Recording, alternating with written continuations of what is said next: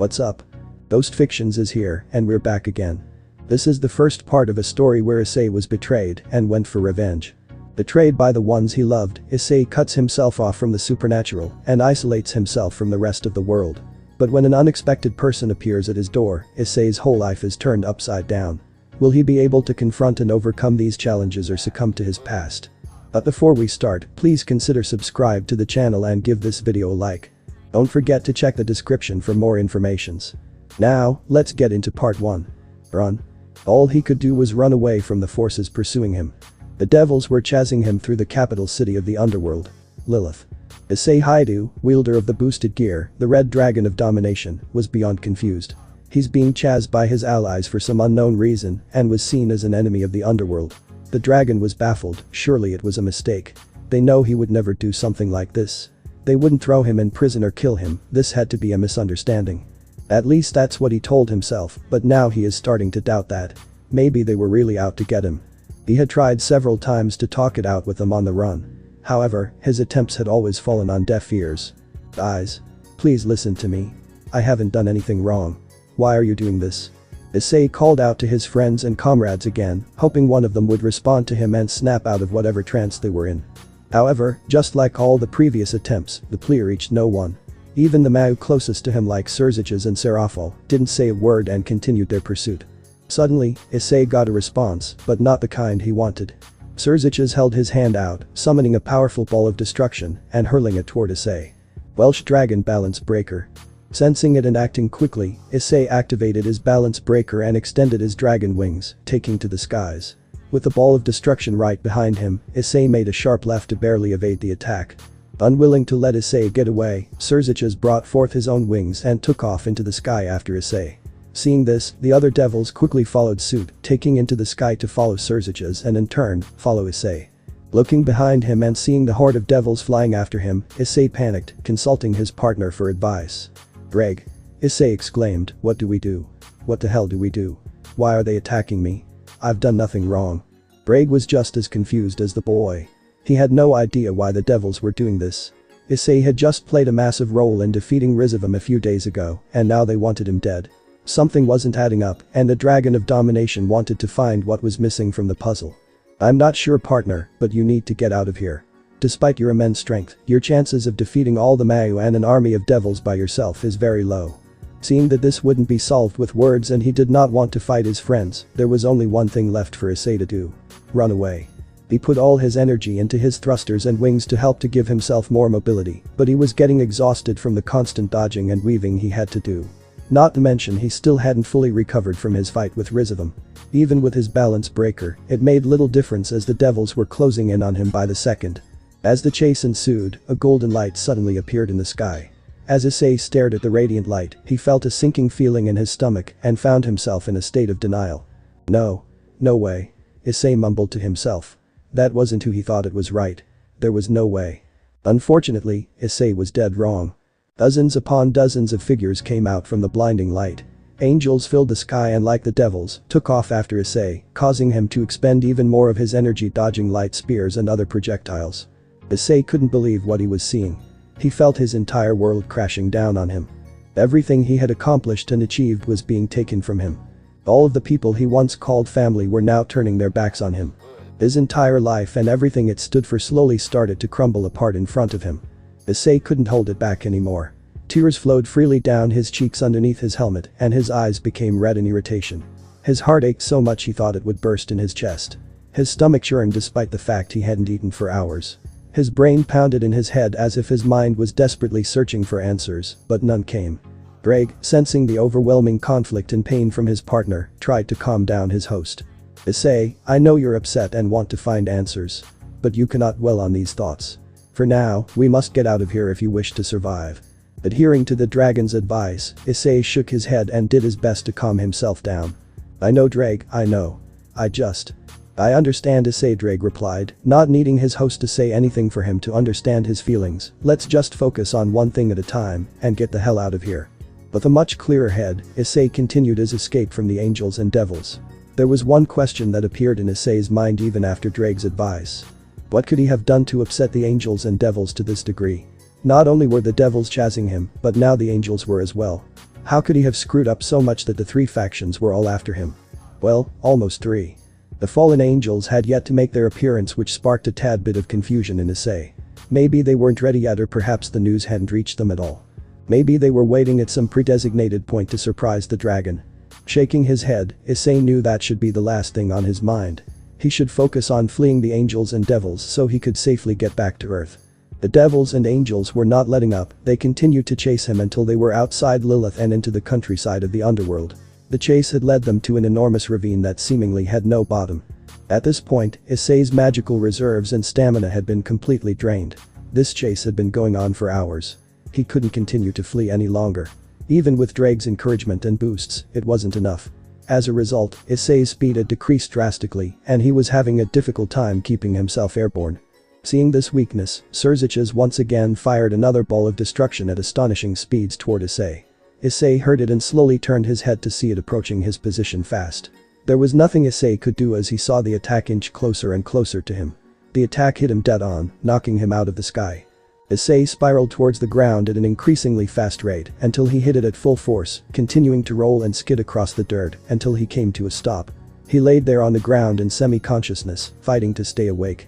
Surziches smirked as he saw Issei plummet to the ground and was glad he could finally put a stop to this pathetic goose chase. He turned to the army of devils behind him and spoke in a loud, authoritative voice. "Surround him," Surziches commanded, ensure he cannot escape. Doing as they were told, the devils flew down to the ground, quickly surrounding Issei. The angels also took this as a cue to surround the boy from the air, so Issei couldn't escape into the sky. "Alright Surzi," Seraphol chirped, "you got him." Finally, that boy was starting to become a nuisance, Ajuka added, rolling his eyes. Turning to his fellow Mau, Lucifer spoke. Now you two," Surziches replied, "let's focus on what we came here to do," he said, as he slowly fixated his eyes on Issei, who had yet to get up. "Agreed," said a soft and gentle voice from above. The three Mau looked up to see Michiel, the leader of heaven, along with his second-in-command, Gabriel, and his ace, Irina Shidu. The two Ceres and Angel flew over to the Mau to progress the conversation. Michiel and Gabriel were in front while Irina was behind them, patiently waiting. "We need to disregard him as soon as possible," Michiel continued, "lest we want Azazel or Vali to catch wind of this." "Yes, Michiel is right. If we are to go through with this and complete our goal, we must act now. If Azazel found out about this, the fallen angels or worse, the White Dragon Emperor might declare war on us," Surziches solemnly stated. Temporarily forgetting they had a limited amount of time, Leviathan and Beelzebub shook their heads, heeding Lucifer and Seraph's words. "You're right, this needs to be taken care of right now, or we might not get another chance," Ajuka replied. With everyone in agreement, the Mau and Seraphs landed on preparing to approach Issei. The summoning circle then illuminated the battlefield, blinding everyone there in its light. It was blood red and bore the Grimoire sigil. In the middle of the circle, a group of devils emerged and an army of devils, albeit much smaller, stood behind them. The group of devils in the forefront began to walk out of the summoning circle as the light died down. "It seems we're a little late to the party," a feminine voice said. The Mau and Seraph opened their eyes to see a woman who had an uncanny resemblance to Surziches. Long crimson hair that went down her back and stopped at her waist. An hergless figure that many women would die for. Lastly, two sapphire eyes pierced the hearts of anyone who saw her. Ria's Grimoire, the heir to the Grimoire household and little sister of Surziches Lucifer, approached the leaders along with her peerage. Akeno, her queen, stood right by her side while Kiba, Kaneko, Asia, Gaspar, Zenobia, and Ross was followed behind them. Rias was separated from the main force of devils, leading a smaller unit in a different part of the city. In the event, Issei decided to take a different route. When the unit was informed, Rias used her magic to bring them all to the dragon's current location. "Rias," Surziches said with a gentle and warm smile on his face, "I'm glad that you were able to make it." "Of course, brother," Rias replied, "I wouldn't miss this for the world." The Princess of Annihilation then turned her attention to the other Mau and Ceres present, bowing in respect. "Lady Leviathan, Lord Beelzebub, Lord Michiel," Rias greeted, "it seems you have things handled here." "Hello, Rias," Ajuka began. "You have phenomenal timing." "Rias," Seraphol shouted, cutting off her fellow Mau, "it's so good to see you too. Where's Sona, did she come along with you?" Shaking her head, Rias replied, "No, Lady Leviathan, she's not even aware of what we're doing." "Oh, I want to see her so badly." Seraphol childishly pouted. Everyone there just rolled their eyes and sighed, chalking it up as another one of Seraphol's childlike antics. Akeno chuckled. "Old habits die hard, am I right?" She looked behind her to see the rest of the peerage nodding their heads and agreeing with her. "Anyways, Mitchell abruptly said, gaining everyone's attention. Let us finish what we came here to do. We've wasted enough time. Yes. Surziches replied with a serious expression, let's. Bertner. What was that?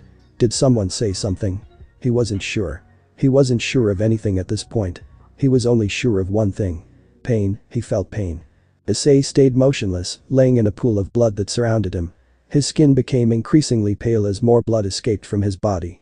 His once bright and vibrant eyes had lost their allure, becoming soulless as he stared at the ground. His armor was practically gone as well, with only a few pieces loosely hanging from his body. Partner, can you? There it was, the same voice again. Issei was sure now. He wasn't hearing things, but someone was actually there, talking to him. He tried to speak but no words came out. Hell, his mouth didn't even move. All that came out was a groaning-like noise. Oog. Issei slurred, trying to come to his senses. Partner. You're awake. Listen, we don't have much time, you have to get up. Issei tried to speak once again, but only incoherent words and noises escaped his lips. I know you're in pain, Issei, but you must get up. Whether we decide to fight or flee, neither of those can happen if you don't get your ass up. Finally, an understandable response was heard from the boy. No point. Issei mumbled. There's no point in trying anymore. Braig was taken aback. Did he hear Issei correctly? No point in trying. The heavenly dragon was bewildered. Why would Issei say that? Determined to find the answer, Drake pried into Issei. Perhaps he could break him out of this funk. No point in trying. What the hell kind of excuse is that? You're a dragon, Issei. A dragon doesn't quit, he fights for what he believes is right until the bitter end. Where is your damn pride in all of this? You must. Before Drake could continue his monologue, he sensed the Mayu and Sarah started to approach Issei's position. Drake couldn't see them due to Issei's sense being a fumbled mess, but he knew they were closing in, dead set on killing his host. They're coming. Partner, you have to get up. Drake, Issei softly said, finally able to speak coherently with little difficulty. I can't. Now. Drake roared. He was getting tired of this constant whining and complaining. Now wasn't the time for that. Not only did he want to get back at these pitiful excuses of living beings, but he also didn't want Issei to die. He had grown quite attached to the boy despite only knowing him for a couple of years. They had grown exponentially together, both physically and mentally throughout that time. While his host was a pervert, Drake wouldn't trade him for any other host in the world. He was his friend. One of the very few beings that Drake would consider his friend, and it would be a cold day in hell before Issei died and he didn't do anything about it. Issei widened his eyes, hearing and feeling the thoughts of his longtime companion. He gained back his determination and gripped the dirt below him. He pushed as hard as he could, but he couldn't lift himself. He gave it one last try, pushing with all his might, and almost succeeded until. Pathetic. Bam. Issei felt a strong kick connect with his face. Knocking the wind out of him, Issei tumbled across the ground for several meters until he stopped at the edge of the ravine. From the way he was positioned, Issei could peer into the ravine. All he saw was a black, empty void that seemingly went on forever. With what little strength he had left, Issei pulled himself away from the ravine's edge and lifted his profusely bleeding head to see who kicked him. With his legs still extended, Surziches looked at Issei with lifeless and cold eyes, the eyes of someone who wanted nothing more than to beat someone to a bloody pulp. Seeing the person that he viewed as an older brother for so long look at him with such disgust and hatred made all of Issei's emotions flood back into him. The pain in Issei's heart was insurmountable, and he found it difficult to breathe. With what little air he was able to get into his lungs, Issei whispered a single word.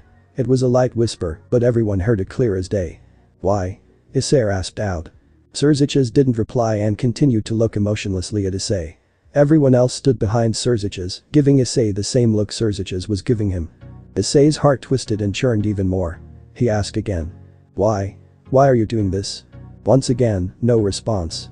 That was the last straw. Issei found his grip and pushed himself up. Standing up, Issei found himself to be a little wobbly. Finding his footing, he focused his sight on Surziches and screamed. Why? What is the meaning of this, Surziches? What could have I possibly done to deserve this? We just celebrated our victory over Rizavam a few days ago, and we were with each other the entire time. So tell me, what have I done? For a split second, Surziches lost his composure at the sound and tone of Issei's voice. It gave him a feeling of helplessness, fear, and domination. With haste, he corrected himself and for the first time since the chase began, he spoke to his former soon-to-be brother-in-law. It's quite simple, Issei, you've outlived your usefulness, and we no longer require your services. My usefulness? Issei questioned. What the hell are you talking about? Why are you making it sound like I was only taken in because? Going from a loud shout to a faint whisper, Issei widened his eyes as he slowly connected the dots. Seeing this, Ajuka stepped forward along with Serafal and spoke. Wow, so you're not just a dumb lizard after all. You've finally figured out why you were revived in the first place. However, considering you didn't figure that out until now makes me question your intelligence. Serafal spoke next and for once had a serious expression on her face. Riaz knew about your date with that fallen angel, and she decided to see what would happen to you. Issei's eyes bulged even more, to the point where he felt they would come out of their sockets. But how? How did you know I was going to die? How did you know I would be killed by Rainer? Tell me. Silence reigned for a long time until someone else finally spoke. I'll tell you why. Issei knew that voice. He knew better than anything else. Well, he was desperate to hear an explanation. He hoped it wouldn't have been from her. He didn't know if he could handle it. Nevertheless, Issei looked to see who responded to him, and his suspicions was right. The person who answered was none other than his king. Riaz. You think I was there by chance, Issei? She spat his name with disgust like it was some disease. That only served to make Issei's pain stronger. I knew when I first met you that you had a powerful sacred gear dwelling within you, and I wanted you as my servant. However, I didn't want you to have a choice in the matter, since I didn't know how you'd react. Besides, trying to turn a living human into a devil can be a nuisance. Riaz then looked at Issei, wearing a dead expression on her face. I was aware of that crow in my territory, and while I didn't know what her goal was initially, I knew it involved you the day of your date with her. So, right before your date, my familiar gave you a flyer that you tucked in your pocket. This ringing any bells? Issei's pain grew to levels he didn't know existed and struggled to simply think straight as he had a sinking feeling of how this was going to end. So you finally connected the dots. When Rainer killed you, the flyer activated and I was summoned so I could reincarnate you and make you my servant. Issei tilted his head down and stared at the ground. He was on the verge of breaking. Drake tried to communicate with Issei, but he was tuned out by his host. Issei stood there in silence for what felt like an eternity before speaking once again. But I thought you loved me, Riaz. Issei croaked, you've said on many occasions how you love me and how I'm the only one for you. He looked back up again with watery and bloodshot eyes. Silence once again dominated the field until Riaz broke and laughed hysterically. You fool. I only took you in for the power and potential you possessed. Once I found out you had the longinus boosted gear, I knew I couldn't let you slip away. I feigned affection toward you so you'd do my bidding without question. I gave you special attention and peeks at my body because you're a pervert who only cares about a girl's breasts. The rest of the peerage and I only tolerated you because of your power as the Red Dragon Emperor so we could achieve our goals and keep you in line. The cracks in Issei's heart grew bigger and bigger as tears ran down his face, but nothing could have prepared him for Riaz's final statement. I will never love you, Issei Haidu. You are nothing but a pathetic, worthless, perverted loser who deserves nothing but a miserable and lonely death. That was it. Issei's heart had completely shattered. He became frantic as he looked toward his former friends for somebody, anybody, to stand up for him. Akeno. Yufufufu looks like the little dragon is finally getting what he deserves. Of course, this goes without saying, you're no longer my cute cowhide. Fiba. You're not fit to serve Riaz. She deserves better than a perverted loser who only thinks about breasts. Kaneko. Perverted beast. Go die in a hole. Asper. Why, you're very bad, Issei. Bad. Zenobia. I don't want to bear the babies of someone who's a weakling. I will find someone who will give me strong babies. Roswis. I can't have a pervert running around campus, peeking at girls. This ends now. Irina. I can't be childhood friends with you anymore, Issei, it's over. Issei lastly turned to Asia. The person who he took care of when no one else would. The person who he gave a home and family for. The person he saw as a little sister. Surely, she would come to his defense and stand by his side like she always did. But when she spoke, his last shred of hope was shattered into nothing. I'm sorry, Issei, but you aren't strong enough to stay with us. You can't protect Riaz or our peerage, let alone me. It's time for you to go. But the last of his faith stomped on. Issei was beyond devastated and in a state of disarray. He had no idea what to do or think. It is time, Sirziches. Michiel spoke, let us be rid of this dragon filth and move on. Sirziches nodded at the leader of heaven before looking back towards Issei to finish him off. Once and for all. He started to charge up a powerful ball of destruction to fire at Issei, killing him for good. As Issei saw this, he felt as if time itself froze. While he was standing there, he had so many questions that filled his head. Was this the feeling of betrayal? This what it's like when all your friends and family turned on you? Issei had known none of these subjects outside of Rainer. As he stared at the seemingly frozen ball of destruction, he felt an overwhelming sense of deja vu. Before Issei could come up with darker thoughts, his one true friend spoke to him. Finally. I got through. Issei, this is no time to sit here and feel sorry for yourself. We need to fight back. What's the point, Drake? I'm not strong enough to take them all on, and even if I was and defeated them, I'm an enemy of the supernatural. I will be hunted until I'm dead. Drake knew his partner was at his lowest, and he needed to play this smart if he wanted to bring back a semblance of confidence and spirit in his host. So, this is how you want to go out. All your moments of triumph, failure, and everything in between, you're willing to throw that away, and for what? Are you wanting to quit because things got hard? Is this how you want to meet your end, Issei? After everything you've been through? Dying at the hands of your allies? And didn't even do anything about it? Issei's eyes widened when he listened to his partner's words. Every single word Drake said struck a chord within him. Drake, however, wasn't done motivating Issei just yet. Drake finished it off with a saying he adhered to himself the moment he became the Red Dragon Emperor. Death is an escape, Issei. You're the Red Dragon Emperor, not a coward. Only a coward accepts death. With his dragon instincts kicking in, Issei's hands balled into a fist as he felt a surge of rage. The dragon balled them so hard that his nails dug into his flesh, causing blood to spill. Issei felt an overwhelming feeling of disgust. Not at Drake, not even at his friends, but at himself. How could he have become so soft and frail that he bends over to anyone's will? He wasn't some worthless tool to be thrown around. No, he was the Red Dragon Emperor, and he would be damned if he just stood there and conceded. Issei gritted his teeth in anger and frustration as a snarl escaped from his lips. I'm no coward. The toothy grin spread on Drake's face as he heard the defiance in his partner's voice. Then you must fight. It's time for us to take our stand. Drake was right, it was time to take a stand against his enemies. It was time to fight back with everything he had. Even if he died trying. Destruction. Time unfroze and Surziches shouted as the attack seemed to teleport to Issei. The attack hit him head-on, resulting in a contained explosion around Issei, causing a huge amount of dirt and dust into the air. The Crimson Satan smirked at this, knowing he had to have completely incinerated Issei. There was no way he could have dodged it, and it was far too powerful for him to bluntly take. He turned around, facing the others, and spoke. Our work here is done. Let's go home.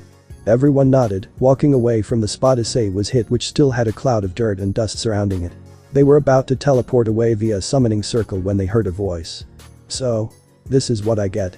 After everything I've done. The group stopped dead in their tracks. He survived that. That was impossible. Issei took a ball of destruction from several meters away. The group slowly turned around, looking into the cloud of dirt and dust that was still very opaque. But as the dust started to clear, they saw a shadowy figure standing in the middle of it. As the dust settled, everyone stood there with their mouths agape. Issei stood tall, seemingly unfazed by Surzich's attack as all his previous injuries healed themselves. He looked at the group with an unreadable expression on his face. Riaz was the most surprised of them all. She didn't think Issei would withstand a blow from her brother. She didn't waste any time rejecting reality. What? How is this possible? You should be dead right now. She then turned to her brother, lowering her volume but no less hysterical. What are you waiting for, Surziches? Fire at him again.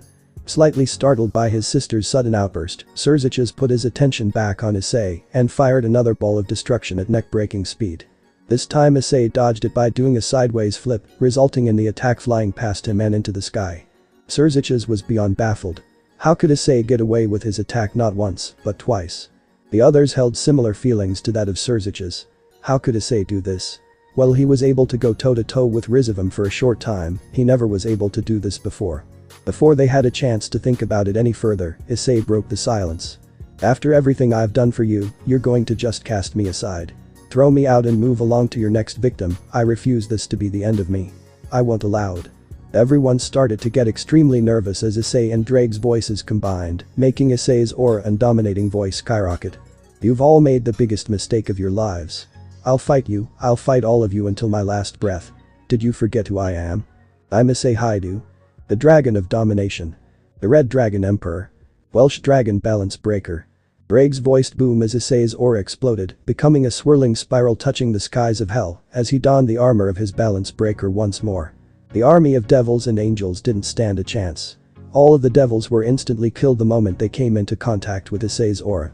Most of the angels died as well, but a few of the stronger angels barely held on due to their resistance to demonic magic, which Issei's draconic magic was slightly tainted with.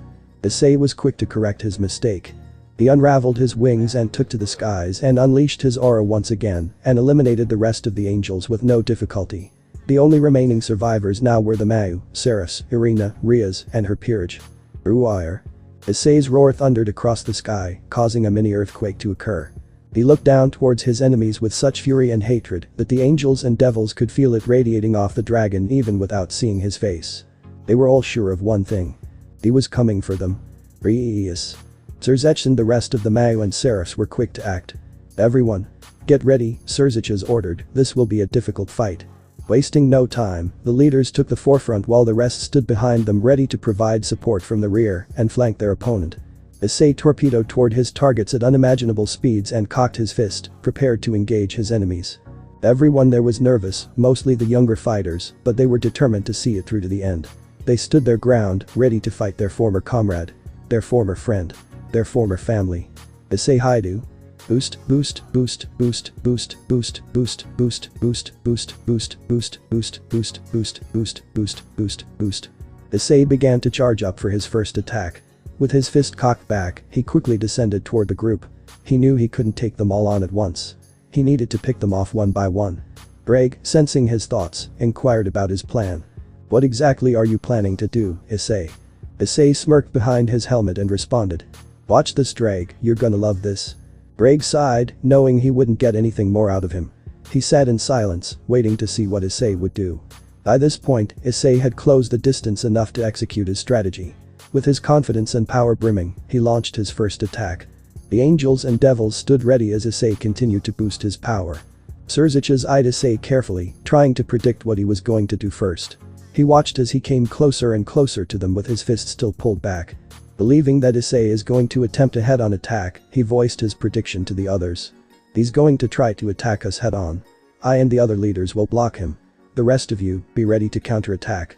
With no time to waste, the group got in their respective positions, ready to clash with the dragon. However, he did something completely different. Dragon shot. Issei threw his fist forward right before he reached his targets, firing his dragon shot in the process. The group widened their eyes, not anticipating this move from Issei. The dragon shot sped through the air like a supersonic bullet. Reacting quickly, Ajuka used his power to deflect the attack to the ground, resulting in a huge dust explosion. They all sighed in relief, thinking they dodged an attack.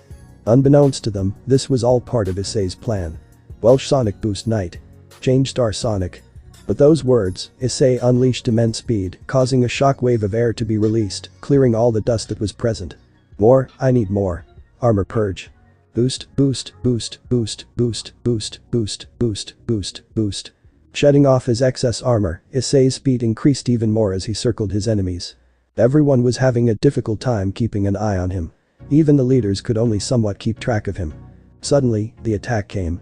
His first target was his former brother, Kiba. Ascalon. Blade. Drawing Ascalon, Issei brought his arm up, preparing to slash Kiba. Kiba. Look out. Behind you. Zenobia warned Kiba to turn around. Spinning around, he just barely was able to block the first attack. The two then engaged in a fast and incredible sword fight. Both were experienced swordsmen with neither giving up ground. However, even with Issei's speed as a knight, Kiba's superior swordsmanship allowed him to keep up with immense difficulty. However, Kiba knew he couldn't do so for long. Kiba broke the stalemate by jumping back to get some distance, but Issei was already on top of him once again. Issei swung his sword down at Kiba again at an alarming speed. Having no time to dodge, Kiba brought up the Sword of Betrayer just in time to block the attack. However, he quickly found himself being overpowered by brute strength. He knew he couldn't bring out Gram yet. It was too early. If he were to do so, he'd tire himself out in the long run, and Issei would undoubtedly take advantage of that, using it as an opportunity to finish him off. Too strong, Kiba thought to himself, I must break this off and put some distance between us. If I can use sword birth, he'll have to back away, giving me some breathing room. Before Kiba initiated his plan, Issei surprisingly pulled his sword away, disengaging the sword lock. The sudden action caused Kiba to lose his balance and fall forwards. Using this chance, Issei threw his other hand at Kiba's face to quickly temporarily blind him. Ah. Damn it. With Kiba stunned, Issei raised his sword in an attempt to bifurcate him until he heard a voice from behind. You bastard. I won't let you. Zenobia approached from behind, with Durandal in hand, ready to protect her fellow knight. With no time to finish off Kiba, Issei opted instead to kick him as hard as he could in the ribs. Cough. Kiba spat out blood as he torpedoed away from his original position, tumbling across the ground in the process. With Kiba taken care of, Issei turned around to deal with Zenobia, who was already on top of him. With his reflexes kicking in, Issei brought his sword up to block the incoming attack. Both the Ascalon and Durandal users struggled to get leverage over the other. Zenobia did her best to overpower Issei and make him fall to his knees, but he simply wouldn't budge. "How dare you attack Kiba? You shall feel the full force of my Durandal." While Zenobia had Issei pinned down, Kaneko took the opportunity to rush Issei from behind to deliver a powerful blow to the back of his head. Seeing this, the wielder of Durandal pressed further in her attack to ensure Kaneko could land hers. Knowing he couldn't take a blow from the Nekomata, Issei got on one knee, letting Zenobia lean in even more until he pushed her up into the air momentarily. He then pushed her behind him, causing her to lose her balance and fall. She skidded across the ground face first, coming to a halt near Kaneko. Although worried for her friend, Kaneko still went through with her plan to attack Issei. She covered her fist with Kai and drew it back, prepared to strike. She knew Issei would take a lot of damage from her in his knight form. Alas, her plan didn't succeed. Mode change. Welsh Dragonic Rook. Change solid impact. Sheathing Ascalon, Issei's armor shifted from having barely any armor to having thickened armor plates all over his body. His arms and legs gained an increased amount of armor as well, giving him an intimidating look. Bringing one of his arms up, Issei planted himself on the ground as Kaneko collided with him. The sound of her Kai-coated punch hitting his armor reverberated throughout the battlefield. To say Kaneko was surprised would be an understatement, she was shocked to the core. She stayed there, motionless for a second. That was all Issei needed. "You'll have to do better than that," Issei coldly stated as he cocked his other fist back and threw it forward. Solid impact. Jets of flame spewed out of the back of the massive gauntlet as the attack hit Kaneko directly in the chest. The Nekomata's eyes widened as pain coursed through her body. Her defense as a rook did little to dull the torment. She was sent flying backward, barreling towards Zenobia. Zenobia started to recover from Issei's assault. As she got on her feet, she heard the wind whistling behind her. Turning her head only to see Kaneko slam right into her, knocking them both down. Issei made a grunting noise beneath his helmet as if approving of his handiwork. He started to advance toward them until he saw a lightning bolt and halo race toward his position. Not having the speed to dodge due to being a rook, Issei took the brunt of the attack, slightly burning his armor. Issei looked up to the sky to see Akeno and Irina levitating in the sky with their aura emanating. "Yufufufu, looks like the big bad dragon got hit. What's the matter? Are you going to cry?" Akeno spoke in a mocking tone, hoping to draw a reaction out of Issei. Issei, however, didn't lash out. Keeping his eyes fixated on the angel and fallen angel, he spoke. "It's going to take a lot more than that to take me down, Akeno. You should know better." While she didn't show it, the tone of Issei's voice sent shivers up the hybrid spine. His whole demeanor had changed, making him appear more serious. "Oh dear me. My former comrade had lost his way. Please, God, I know you're no longer with us. But please, let his soul be saved and put him on the right path." Irina clasped her hands together, preaching to heaven, blabbing along. Issei shut her out, finding her voice annoying. But another voice rang out that caught his attention. "Elemental magic. Full burst." Behind the two angels on the ground, Roswa summoned her most powerful move. Several dozens of magic circles came to fruition, getting ready to send forth a flurry of magic toward Issei. Acting fast, Issei changed modes once again. Mode change. Welsh Blaster Bishop. Change Fang Blast. Doing away with his excess armor, Issei stood tall as two long cannons materialized on his back. Go, Dragon Blaster. Boost, boost, boost, boost, boost, boost, boost, boost, boost, boost, boost, boost, boost, boost. Both the dragon and Valkyrie charged up their attacks until fire. Both shouted as their attacks launched, heading toward each other at immense speeds. In no time at all, the attacks collided, each struggling for dominance over the other. Waves of energy were sent flying in every direction imaginable, destroying the battlefield. Both were evenly matched until another attack came into the picture. Destruction. The beam of destruction was fired and merged with Roswis's, giving it the extra power it needed to overwhelm the dragon. There was no time to move as Issei's beam was overwhelmed, and soon he too was engulfed in the attack. The fallout was devastating as a mushroom cloud enveloped the sky. When the dust cleared, to everyone's slight shock, Issei was still standing. His armor had a few cracks along the chest and helmet which were already being repaired by Drake. Looking back over to where Roswis was standing, he saw Riaz with an expressionless look on her face. Asper stood behind her, shivering in fear with his hands clutched on her back. Soon the rest of Riaz's peerage stood at her side.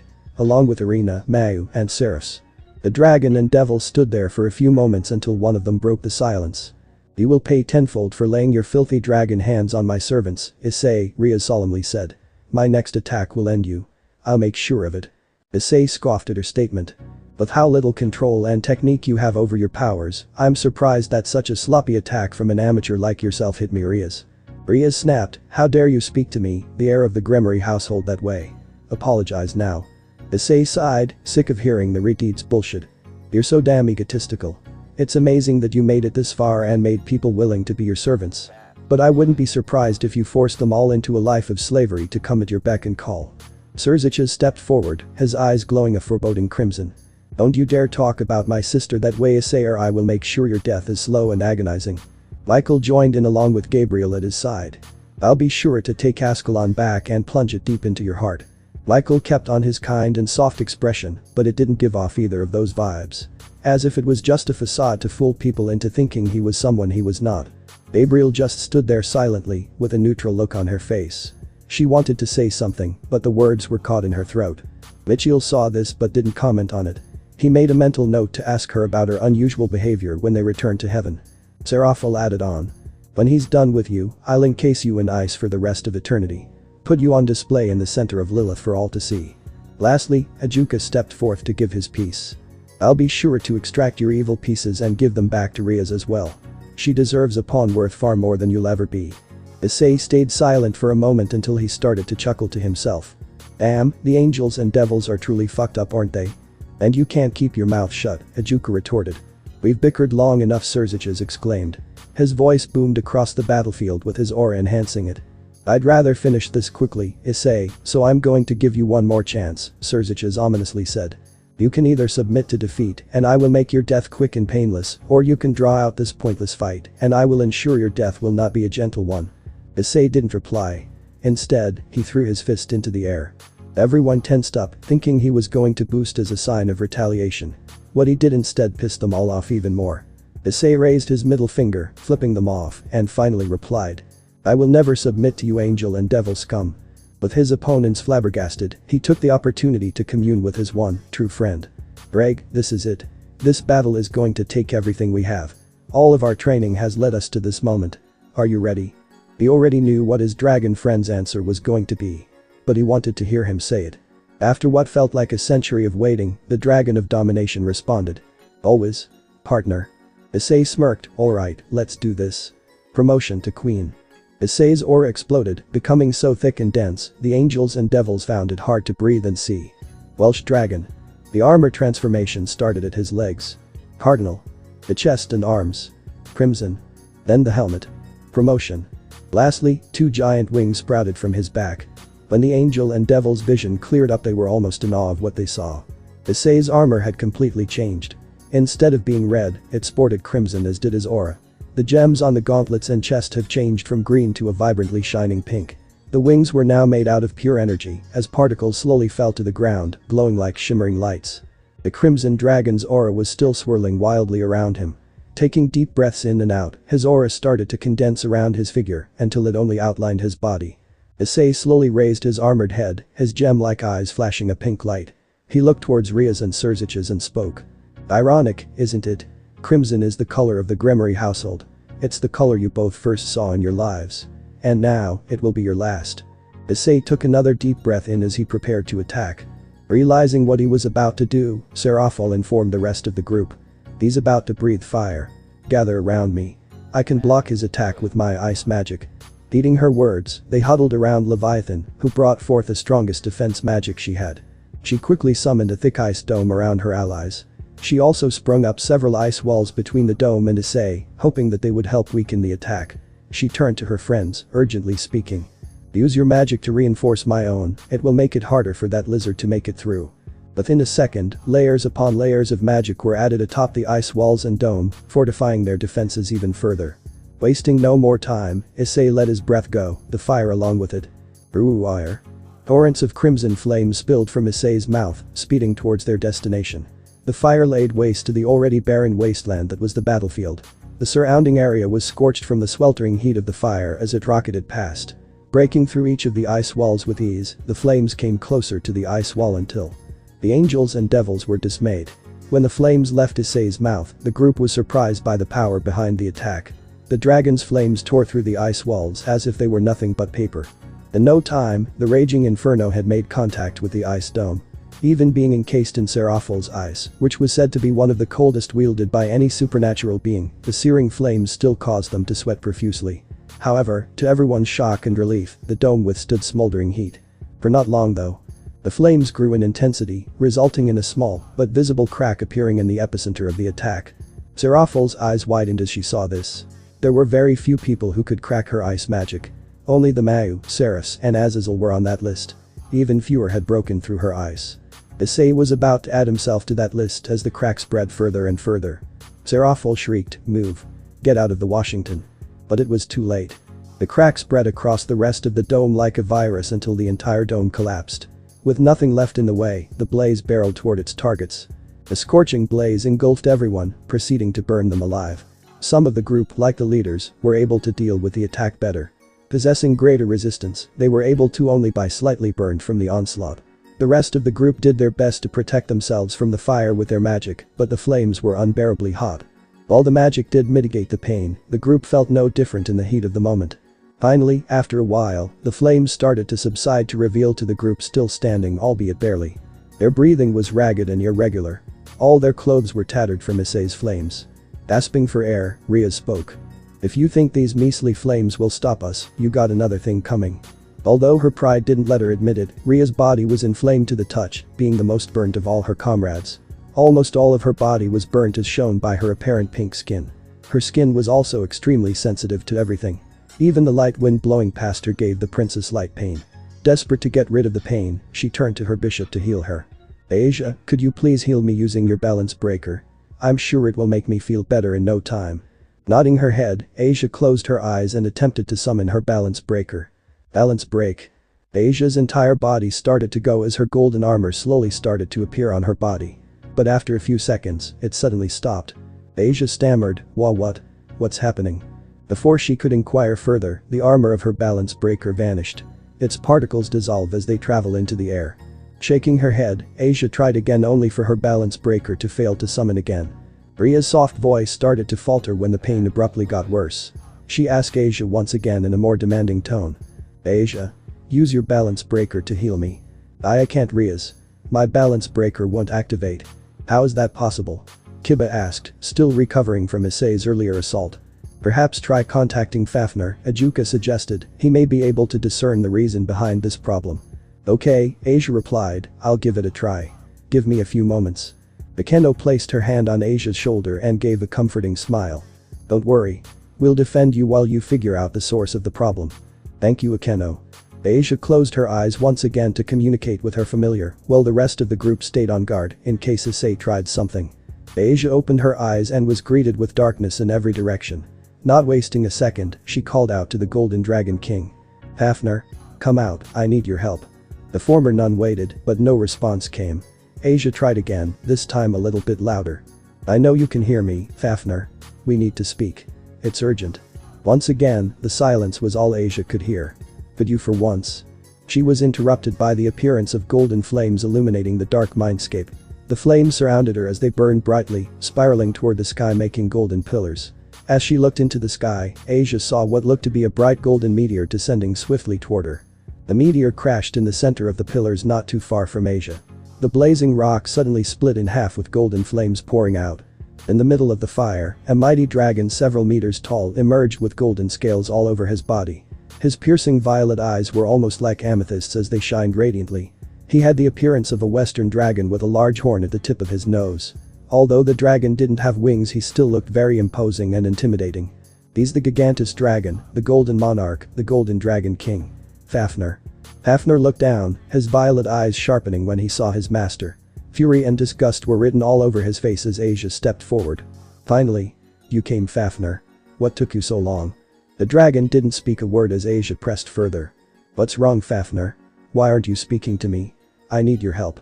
"What makes you think I will help you, Asia?" Taken aback by Fafnir's abrupt and rude behavior, voiced her concern to him. "What do you mean by why I think you'll help me? You're my familiar. Familiars are loyal to their masters and help them in moments of need. My balance breaker isn't working, and I'm not sure what the issue is. Beelzebub suggested that I speak with you in hopes that you might have the answer and possibly know how to fix it." Fafnir scoffed. "Are you so reliant on others that you can't figure things out for yourself?" Balance breakers usually are never defective.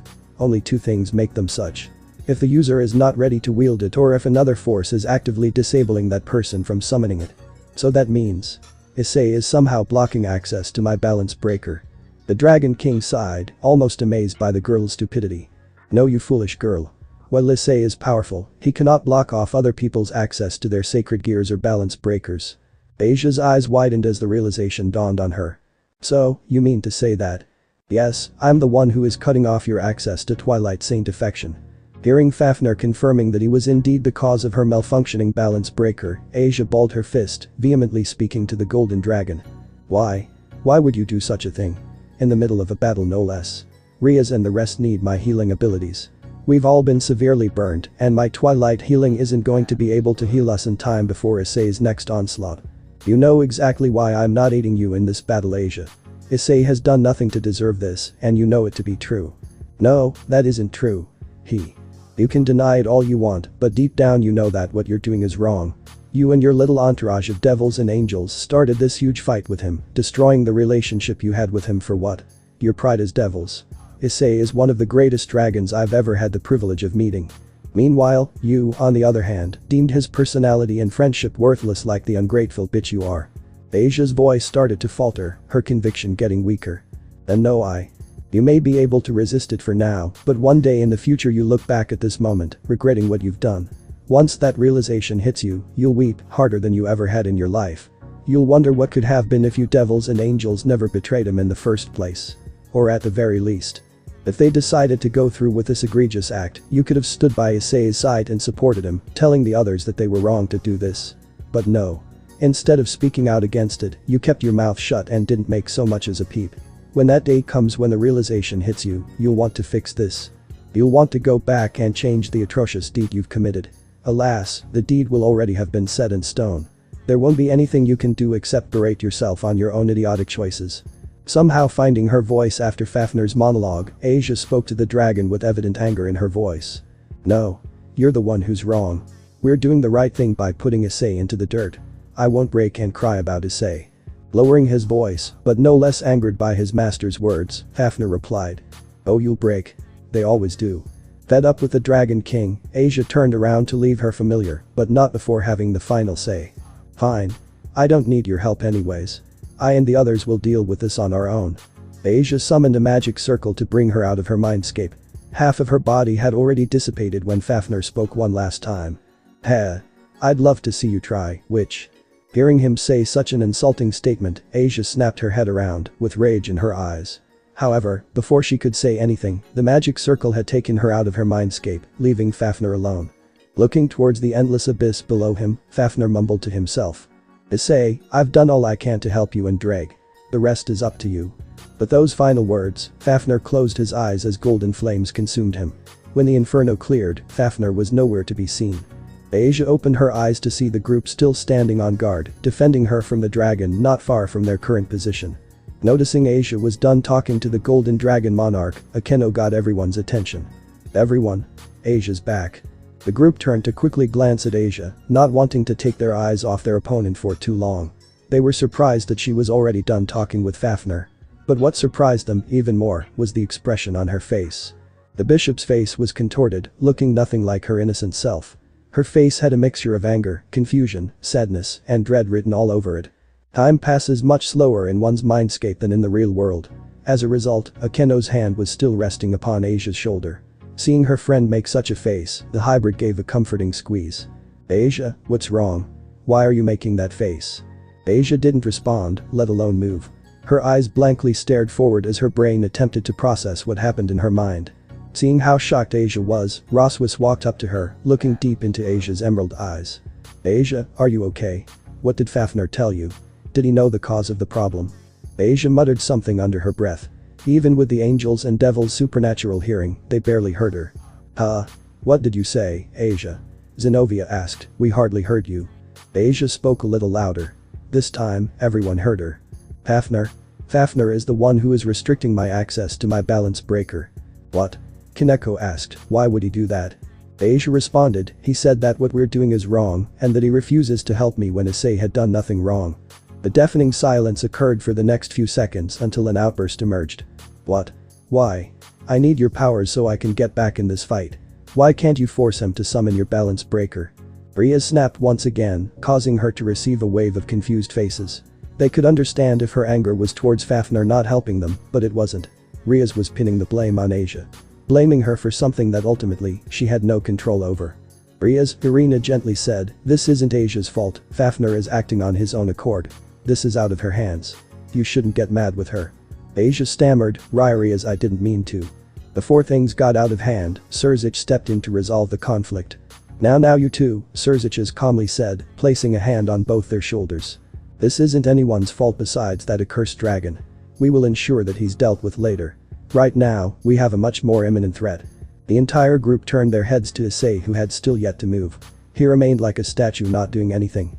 I agree with Surzich's, Michael voiced, our main priority should be the red dragon. Once he's taken care of, we can deal with Fafnir. Bajuka and Surfrol spoke in agreement with Lucifer and the Seraph, knowing that this needed to be rectified immediately. However, once again, Gabriel only nodded her head to what her peers were saying. She kept her lips sealed. Unable to utter a single word. Michiel caught her in the act again. This time he was positively sure that something was wrong. He'll have to talk about that with her later. Everyone else nodded their heads including Rhea's reluctantly, understanding the more pressing issue at hand. Supersonic booster.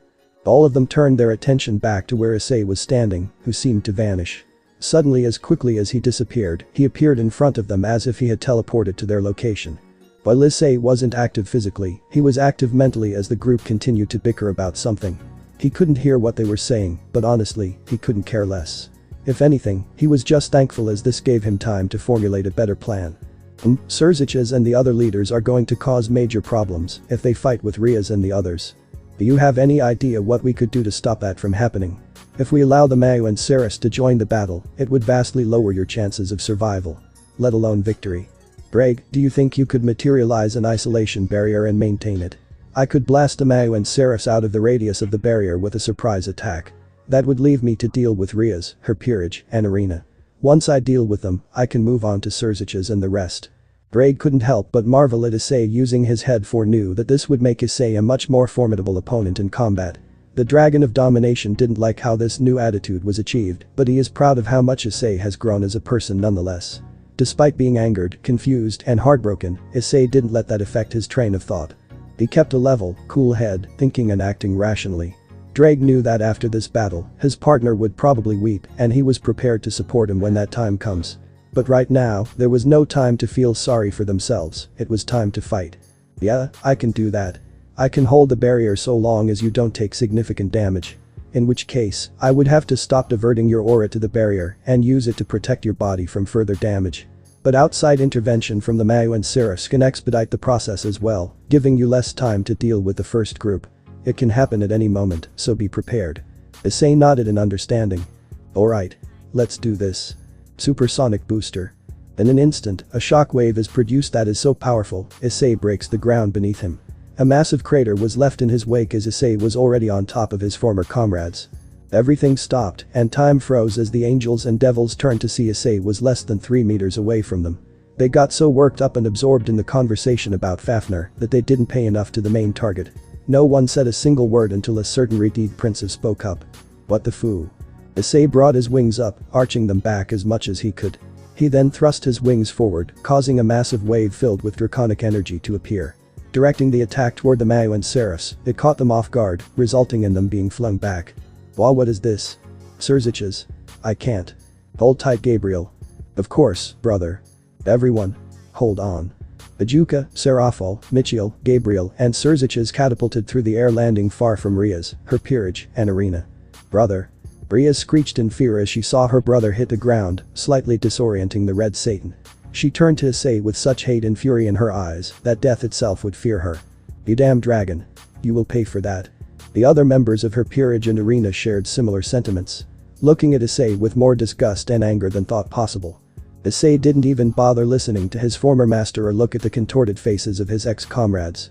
He proceeded to execute his plan to divide and conquer. Now DDRAIG. Barrier. But those words chanted, a gigantic isolation barrier was erected into the sky.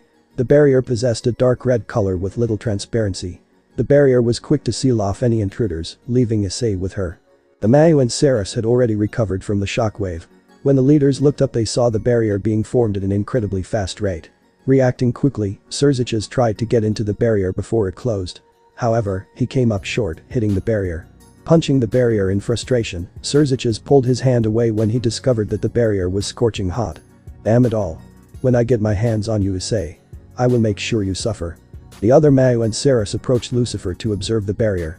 The barrier, Seraphol stated, Ajuka, do you know what kind of it is? Turning towards said Mayu, Beelzebub took a few more steps closer to the barrier. He raised his hand to hover over it as if to feel its energy. Closing his eyes, he concentrated on the thought. After a few seconds of doing this, he retracted his hand to share his wisdom. It's an isolation barrier, fueled by Issei's draconic aura. That would certainly explain why the barrier burned Surzich's hand. Glancing at Surzich's charred hand, Ajuka continued. Destruction of the barrier through physical means won't be possible. We'll have to use our magic to break through. Though, I'm not sure how long that will take. It can't be too long, Seraphol exclaimed. Indeed. They are powerful, Michiel stated, but I'm not sure how long they'd last against an enraged dragon. The Red Dragon Emperor at that. Well, what are we waiting for? Everyone turned to Surziches, who spoke in an irritated tone. Let's crack this barrier open so I can rip that dragon's head off. Riaz, her peerage, and Arena were stunned by the sight in front of them. Issei summoned a barrier strong enough to keep out the current leaders of the angels and devils. He trapped us. Dibba gritted his teeth in frustration as he stared at Issei. Roswis was next to speak. Can the Mayu and the Seraphs not break through? It would seem so, Riaz said, seeming to have calmed down from her frenzy-like state. We have no choice, we'll have to hold him off until my brother and the others can reach us. We're going to fight him. Asper squeaked as he shook in fear. He didn't even want to be here in the first place. He was forced to come by his master, who wanted to use his forbidden Baylor view. He just wanted to climb into a box and hide there forever. Seeing this, Zenobia approached the damper and hugged him. Don't worry, Gasper, we will protect you from all the attacks Issei throws at us. The others nodded their heads in agreement with Zenobia. The sight calmed Gasper's nerves, making him feel slightly better. Oh okay, I trust you guys. Summoning her sacred gear, Asia sent pulses of healing energy to her allies. It's not much, Asia started, but it's the best I can do. It'll do, Riaz shortly said, thank you Asia. Having calmed down their young damper and healed up, the group turned to face Issei, who was still in Cardinal Crimson promotion. They were about to engage when he said something unexpected. You know, there was a time when I loved you all more than anything. To get to know all of you more. To tell you that you are never alone. That was my greatest wish. If only I had known what manipulating assholes you would all turn out to be. The statement of Issei previously treasuring them above all else ignited even stronger feelings to end this pitiful excuse of a Red Dragon Emperor. But another feeling rose within Riaz that she wasn't expecting. Deciding to go with the flow, Riaz spoke. Maybe if we were stronger, things would have been so much different. Riaz spoke in a soft and gentle tone. It wasn't the harsh one she had used recently. It was genuine emotions coming to fruition, causing a slight twinge of happiness within Issei. He knew that this wouldn't last long, and she would go back to her usual self. But knowing deep down she would miss the times they had brought a small, almost invisible smile to his face. Yeah, maybe. Deciding to give him one last chance for mercy, Riaz offered him a deal. Ice, this fight can end now. If you surrender, we will end your life swiftly and painlessly. Issei looked at the princess through his draconic helmet, making a short sighing noise. You know I can't do that. I know Issei, I know. After the short heart-to-heart, Riaz sighed before a serious look presented itself on her face. Then we will have no choice but to take you down. Turning to her peerage and Arena, Riaz spoke once more. Everyone ready? Let's bring this dragon to his knees. Wasting no time, everyone moved into formation. Kiba and Zenobia were the first to move. Kiba shoved his sword into the ground to call his greatest weapon. Time to go all out. Doing away with the sword of betrayer, Kiba reached forward, summoning forth the most powerful demon sword. Graham. As the knight picked it up, he noticed Graham was harder to wield than usual and wondered what caused it. Shaking his head, he remained focused on the battle at hand. Nodding towards Zenobia. She summoned her second sword. Come forth, Excalibur. Calling its name, Excalibur appeared in her left hand, letting her dual-wield both Durandal and Excalibur. The two quickly started approaching Issei on opposite flanks. Hineko and Roswis were next. As rooks, they knew they belonged in the forefront, taking the majority of the hits while the others dished out retribution. Hineko released her full Nekomata form, going so far as to use Shirin mode. Wide ears and twin tails sprouted from the head and lower back respectively. Her height and bust increased as well, making her look very similar to her sister Kuroka. Roswus brought forth her Valkyrie armor, which is said to be made from the strongest steel in Asgard. Both rooks charged the dragon with their Kai and magic ready. Bekeno and Arena prepared to support from the rear with their expertise of lightning and holy magic. Lastly, Riaz, Gaspar, and Asia stood as reinforcements, should the need arise. But their knight speed, Kiba and Zenobia were going to reach Issei first, so he drew his own sword. Ascalon. Blade. Drawing Ascalon once again, he raised it to block both Kiba and Zenobia. Both unleashed a flurry of sword strikes. "Try taking us both on at once, Issei," Zenobia said in a cocky tone. "We'll slice you into ribbons." While Zenobia spoke in a cocky tone, Kiba on the other hand didn't, remaining silent. His movements were sloppy, and the momentum he used was more than usual. Seeing this, Issei knew Graham was taking a toll on him, but it surprised him how soon. Nevertheless, he knew if he could just stall them, Kiba would exhaust himself. "Let's even the odds a little bit, shall we?" Pushing both sword users off, Issei locked Zenobia's arm, giving him the chance to knock Excalibur out of her grasp. He then proceeded to drive his knee into her stomach with such force, it burst several blood vessels within her. Gasp. The dual wielder didn't even have time to react to the pain, as the attack sent her skywards. Traveling higher and higher into the sky until gravity started pulling her back down. She moved so fast no one could catch her in time as she impacted the ground, knocking her out. But Zenobia out of the picture. For now, Issei focused his efforts on Kiba, who was having trouble keeping up. "I won't be bested by the likes of you," Kiba panted out. "I refuse to submit. Damn it. Why is this happening? I'm losing control over Graham. At this rate, I'll be killed." Bekeno and Arena, seeing his decreasing performance, tried to get him some cover fire. But the two were still moving too fast. Not to mention they could hit Kiba by mistake. With little to no support, Kiba's movements became slower and slower until Issei saw an opening. Right before he took the opportunity, he said something that froze Kiba in his tracks. "We were brothers once." Issei kicked the unclaimed Excalibur up into his other hand. In one swift motion, he slashed Kiba directly over his chest and one of his shoulders. Flipping over him, Issei slashed his other shoulder and back, causing Kiba to scream in agony. "Ag. I'm not done yet." Firmly gripping Ascalon, Issei drove Ascalon through Kiba's stomach and out his front. Kiba quickly lost all his strength after that. His consciousness faded as his entire world started going dark. Weakly turning his head to face Issei, he mumbled his last words. "Issei, I." Before he could utter anything else, Issei pulled Ascalon out. Blood spewed out of the gaping hole in Kiba's stomach as he collapsed to the ground, dropping Graham in the process. Everyone was in complete shock, no one could believe what they just saw Issei do. "Kiba," Rhea said quietly. "Is Kai Kiba okay?" Gaspar was shivering so much and was on the brink of crying. It was a miracle he hadn't already. Rhea couldn't believe what she just saw. Kiba had been taken out by Issei with little to no effort. A part of Rhea wanted to run out there and pull Kiba out, but a bigger part of her wanted to protest herself. So, ultimately, Rhea decided to stay put, hoping the rest of her peerage could pull through. "Nu Kiba." Hineko shrieked in fear with more emotion in her voice than ever before in her life. There laid Kiba, in a pool of blood. Turning to Issei, she continued on her furious rampage. "You bastard." In a fit of rage, Kaneko summoned as many flaming wheels as she could, sending them hurling toward Issei. "Kiba. You'll pay for this, Issei. Do you hear me?" Summoning all the magic she could, Ross was sent towards the dragon as fast as she could. HMPH. Throwing Excalibur away and sheathing Ascalon once more, Issei ignited the jets on his back, propelling himself towards Kaneko and the approaching Roswus. Holding his hand out in front of him, Issei summoned a force field to absorb the power of the flames and elemental attacks as he closed in on the two rooks. Solid impact booster. On instinct, Issei and Kaneko raised their fists as they came into contact with each other. A powerful shock wave formed from the dragon and Nekomata's brute force, destroying the ground below them and making another crater. The brawl that ensued was filled with swift and powerful punches and kicks. Kaneko's rage fueled her attacks, allowing her to keep up with Issei. "I won't let you leave here alive, Issei. I'll beat you into a bloody pulp." Dodging her attack, Issei countered by sending a left hook right into her jaw. Following up with a retort. "Shut the hell up. You didn't give a rat's ass about anyone but yourself for the longest time. Why start caring now?" Kaneko flared her nostrils at that statement. Who does this dragon think he's talking to? She would show him. She will show what happens when you disrespected her. "I'll show yo." Suddenly another fighter came into the scene. Jumping over Kaneko, she cocked her fist back covered with several different elements.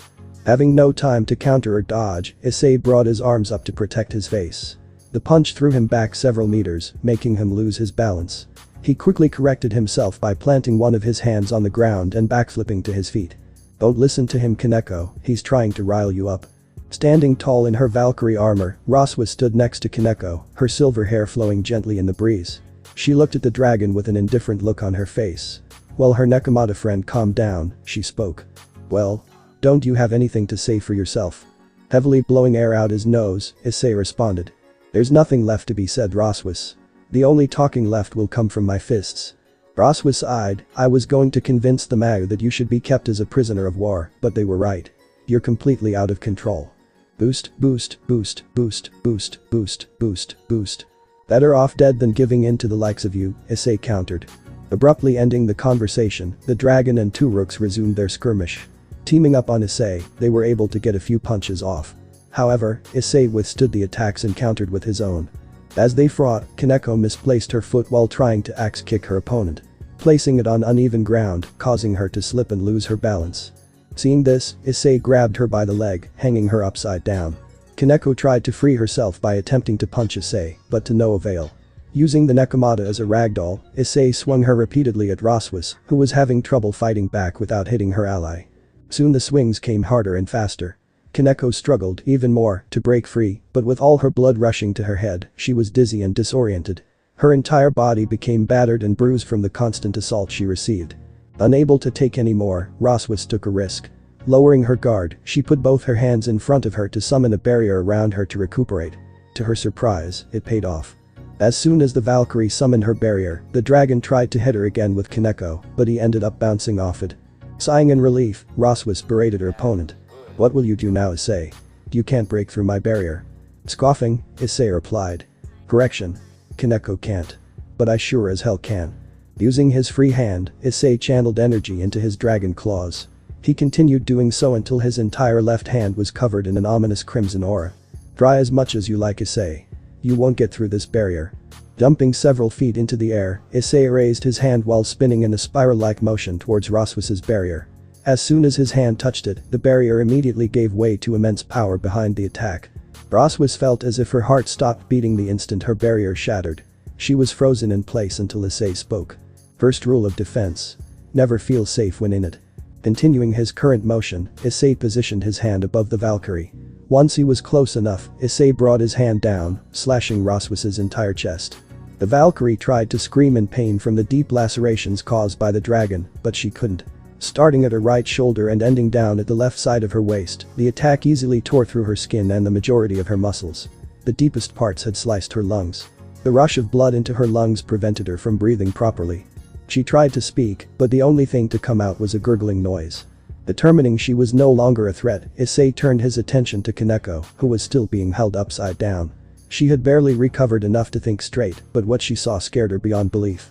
The fact that the Nekomata trash talked so much was now scared out of her mind made the dragon boil in anger. Issei slammed her into the ground repeatedly to the point of almost losing consciousness. Dropping her, Issei bent over, picking her up by the neck. Bringing her right in front of his face, Issei had never seen Kaneko so afraid in his life ever before. Her eyes were full of fear, while her ears were pinned downwards. You can pretend to be an adult. You can pretend to be mature. But at the end of the day. After all, that fighting and beating, Kaneko's body and magic reserves hit their limit, causing her to revert to her miniature self. You're still just a child. Not wanting to waste any more energy on her, Issei delivered a strong headbutt against the Nekomata, fracturing her skull and knocking her out. Casting her aside, Issei looked up towards the two angels hovering in the sky. Wasting no time, Issei extended his wings, speeding towards them. Ajuka. Do you see what's happening in there? Riaz and her team are getting beaten into submission. How much longer is this going to take? Surziches was starting to get angry and anxious about the situation. They've been at this for 30+ minutes and still haven't broken through. I know, Surziches. We're almost done. Just a little bit more and we'll be through. Calming down ever so slightly, the Red Satan turned toward Seraphol and Seraphs. We don't have much time. Put everything you have into this. Already on it, Surziches, Seraphol, Michiel, and Gabriel said at the same time, although Gabriel's conviction was much weaker than the other two. More determined than ever, excluding Gabriel, the Mayu and Seraphs used all their might to break through the barrier. The lives of their friends and family depended on it. It took Issei less than a second to be in front of two angels. He looked at both of them with disgust and anger. However, more of it was directed towards the holy angel. His childhood friend. Irina Shidu. Besides Asia, I thought you stand up for me more than anyone, Irina.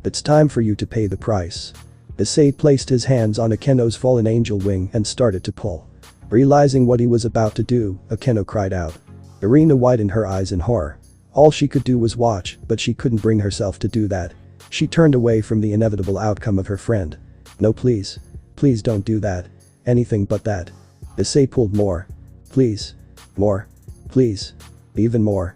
Stoop.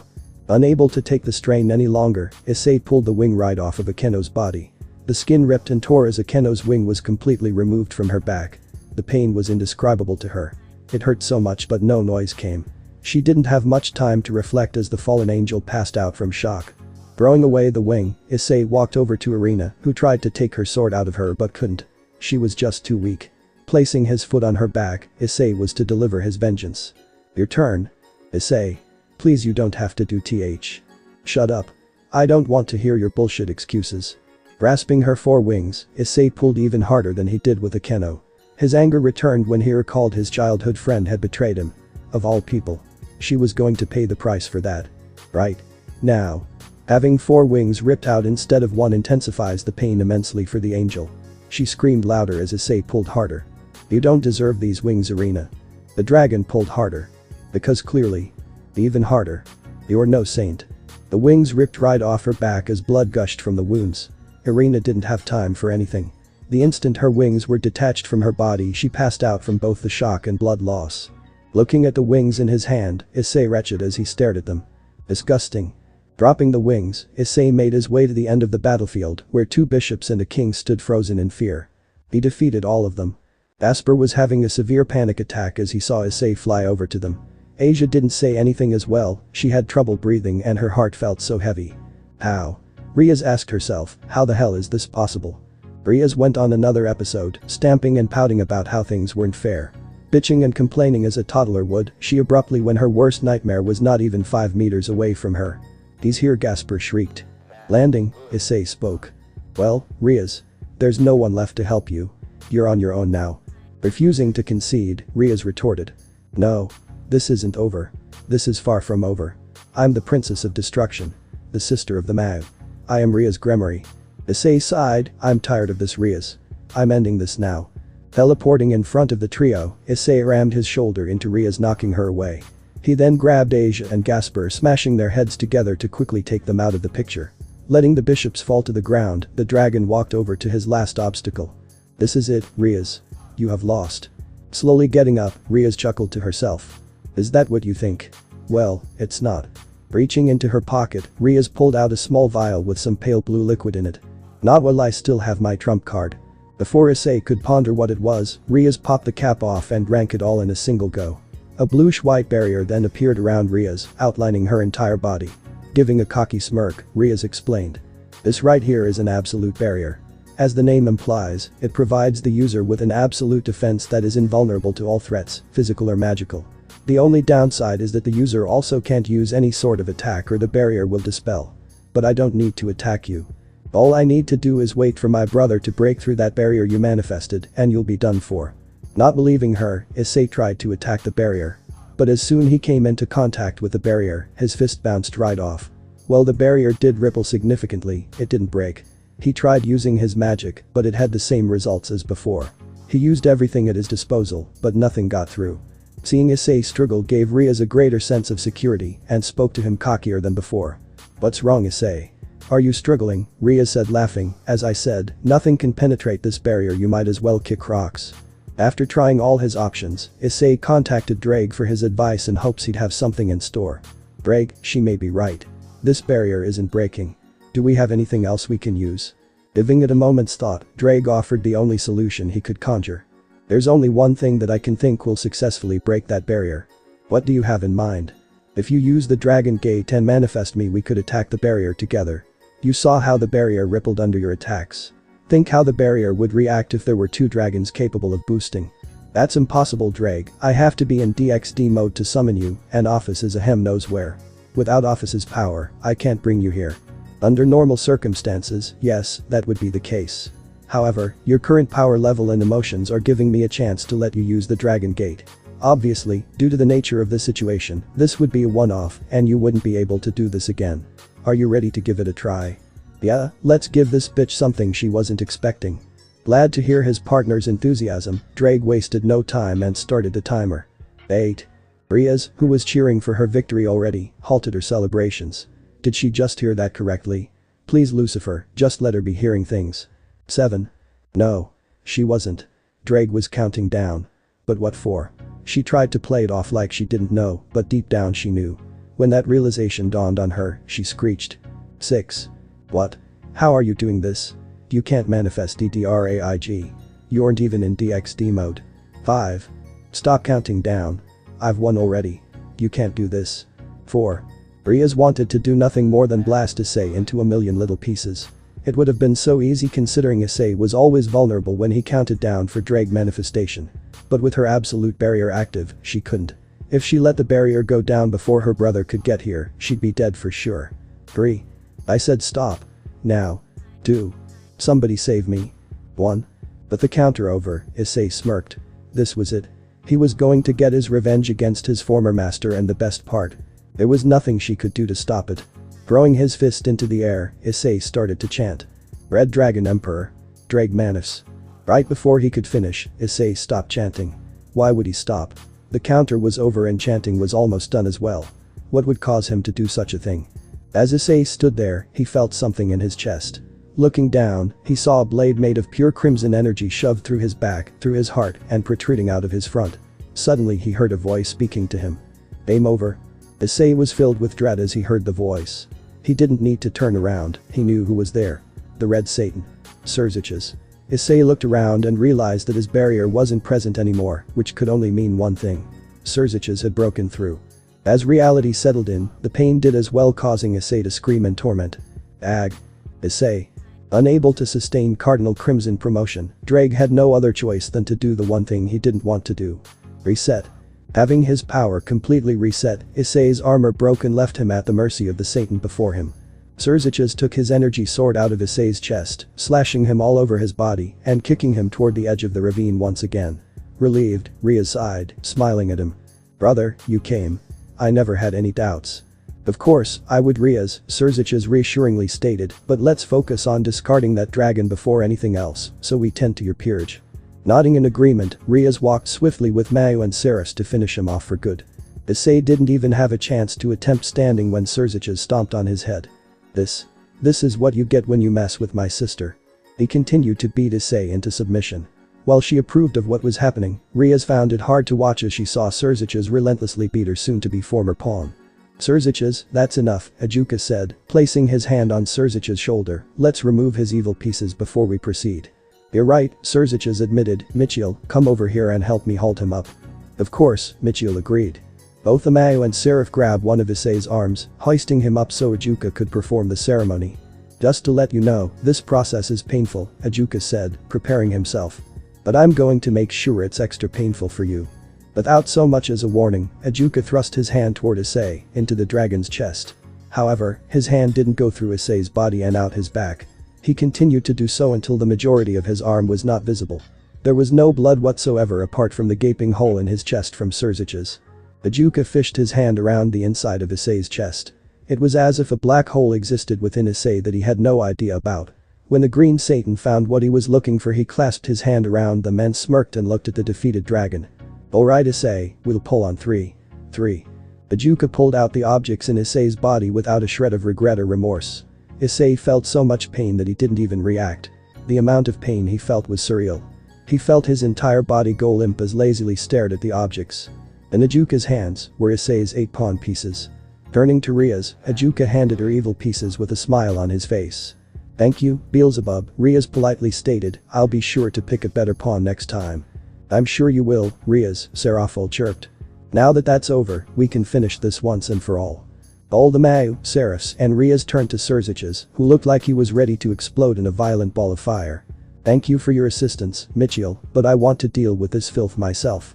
Very well, Surziches. Letting the Mayu have his way, Michiel backed away and stood next to Gabriel, who looked super ashamed and upset about something. Placing his hand on her shoulder, Michiel tried to comfort her. Gabriel, are you okay? You've been acting strange this entire fight. What's wrong? Oh, nothing. Nothing, brother, just surprised we managed to defeat the Red Dragon Emperor. Not buying her response, Michiel simply nodded, dropping the conversation for now. Turning to Surziches, he watched punishment unfold. Grabbing Issei by the collar of his shirt with one hand, Surziches spoke. All you had to do, Issei, was submit to defeat, and this would have been over hours ago. But no. Instead, you go on a violent rampage beating anyone in your path. Look around at what you've done. My sister's peerage and arena lay close to death because of you. You should have conceded when you had the chance. Weakly looking up to meet Surzich's gaze, Issei weakly chuckled. You must not know a single thing about dragons then, Surziches. We don't quit even when the odds of us winning are close to zero. We'll fight to the bitter end for the causes we believe in. I don't regret a single thing I've done here today. You on the hand, I cannot say the same. Surziches felt uncomfortable as Issei said that. As if deep down, he agreed. Shut your mouth, you piece of trash. Surziches violently lashed out, punching the defenseless Issei over and over again. Issei knew he was on the verge of death. The combination of the attacks from Surziches and the removal of his evil pieces sapped the majority of his life force, and he was losing what little he had left at an alarming rate. The other Mayu and Seraphs watched on as Surziches moved on to the grand finale. Picking up Issei, who was almost dead at this point, Surziches summoned his crimson blade once again. Let this be a reminder to serve you in the afterlife. Never test us again. Before Issei could even blink, Surziches raised his sword and swung it in a downward motion. Right over Issei's right eye. Issei's eyes widened. All the hits and blasts that he didn't feel throughout the entire fight caught up to him, causing him to scream in pain. Ag. Surziches, the other leaders, and Rhea smirked in satisfaction watching Issei writhe in pain. All except for Gabriel, who kept a deep frown on her face. Knowing he wouldn't be going anywhere, Surziches dropped the broken dragon on the ground. Nice work, Surzi. You did. Seraphol abruptly stopped when she received a transmission. It was from one of the many squads of devils that Surziches assigned to keep watch of any outside forces approaching the battle. One moment please, Seraphol said. What is it?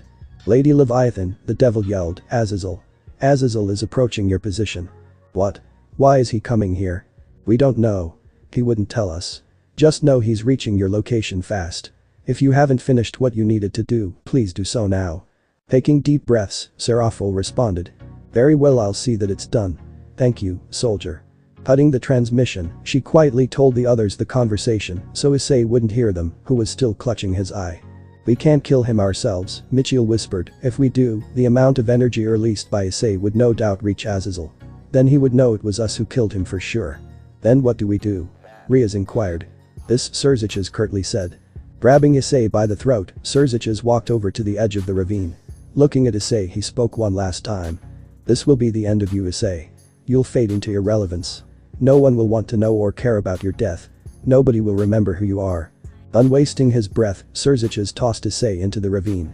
The ladder of which started plummeting into the bottomless ravine at full speed. Partner. Can you hear me? The sudden extraction of your evil pieces is causing your life force to diminish. Issei, however, didn't respond. He just stared blankly, staring up at the receding light above him. Greg thought quickly. He knew if Issei, in this state, started hitting the rocks on the ravine side without protection, he would most certainly die. Unwilling to let his favorite host and good friend meet his end, Drake knew what he had to do. Partner. I know you can't talk. Just listen, I have to make this quick. There's no way both of us can get out of this alive, but I'll be damned if this is where you'll meet your end. I'm going to transfer what little energy I have left to strengthen your body so you'll withstand the rocks below. By doing this, I'll be sealing myself away, forever. But as long as you survive, that's all that matters. Following through with his plan, Drake transferred the last of his energy to strengthen Issei's weak body to withstand the fall. As he did so, he felt his soul fade away instantly. Goodbye, Issei. But those final words, Drake faded away, leaving Issei all alone. Drake. The lone tear rolled down Issei's cheek as he started hitting one rock after another, falling deeper and deeper into the endless abyss. That's it, guys. Thanks for watching and supporting us. See you in the next part.